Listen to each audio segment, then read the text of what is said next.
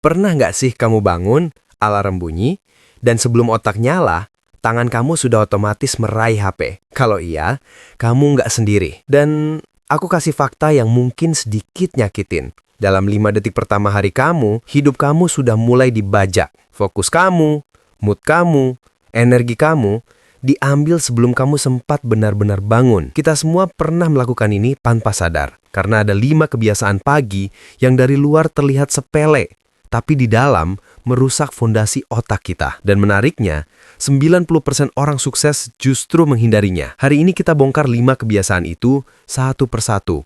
Pelan-pelan, biar kamu benar-benar paham apa yang harus dihentikan sekarang juga. Dan di akhir, aku kasih satu trik 1 menit yang dipakai banyak CEO dan creator produktif. Nomor 1, dopamin hit di pagi hari. Bayangkan ini, kamu bangun tidur, kamu buka WhatsApp, ada pesan kerjaan, pesan keluarga, drama grup. Kamu buka Instagram, ada notifikasi, DM, dan gosip. Kamu buka email, ada tugas, ada deadline. Kedengarannya normal.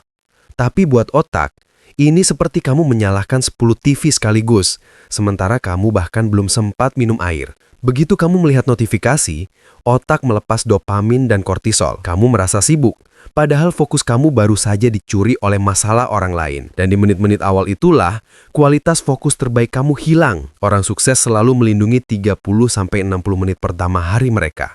Karena siapa yang menguasai pagi, menguasai hari. Nomor 2, snooze. Semua orang pernah mikir, 5 menit lagi. Masalahnya bukan 5 menitnya. Masalahnya adalah kamu memaksa otak masuk tidur, lalu dibangunkan lagi secara tiba-tiba. Ini merusak REM cycle, fase tidur paling penting. Akibatnya, pagi kamu kacau, otak terasa tebal, badan berat, mood gampang goyah. Dan anehnya, pola makan juga jadi lebih impulsif. Ada penelitian yang bilang, 1 kali snooze bisa bikin otak butuh 3-4 jam untuk mencapai fokus optimal. Hari baru mulai, tapi kamu sudah start dengan handicap. Nomor 3, merencanakan hari tanpa menulis. Otak manusia seperti RAM. Kalau kamu pakai RAM untuk mengingat, bukan berpikir, kamu kehilangan daya kreatif di pagi hari. Makanya banyak orang merasa hektik, padahal kerjaannya tidak banyak. Karena tanpa ditulis, rencana itu bukan rencana. Itu kecemasan. Ambil kertas atau notes dan tulis saja 3-5 hal penting hari ini. Nggak perlu rapi, nggak perlu estetis. Yang penting bebaskan kepala kamu dari beban mengingat. Nomor 4, negativitas pertama. Coba perhatikan pola ini. Kalau kamu buka berita atau Twitter pagi-pagi, apa yang terjadi?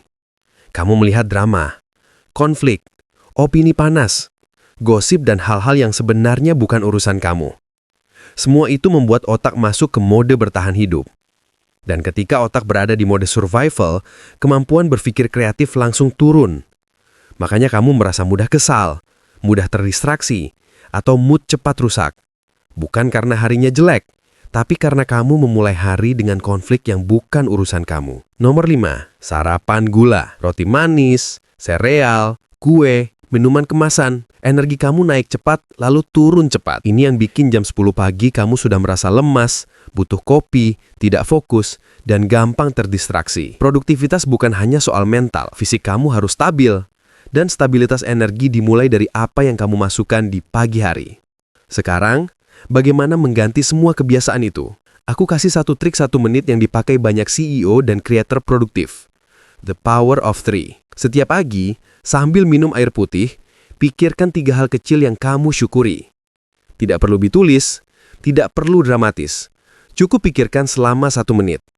Karena syukur memaksa otak pindah dari mode reaksi ke mode kreasi. Otak jadi lebih jernih, fokus lebih mudah terbentuk, mood lebih stabil, dan kamu mulai hari dengan rasa cukup, bukan rasa dikejar-kejar. Kamu tidak bisa mengontrol dunia.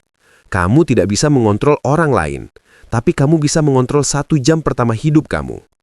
Kalau kamu mulai hari dengan benar, kualitas hidup kamu naik dengan sendirinya. Kalau kamu nonton sampai sini, aku tahu kamu tipe orang yang mau berubah. Klik like supaya algoritma tahu kamu suka konten seperti ini. Dan subscribe kalau kamu siap upgrade hidup kamu lewat psikologi sederhana.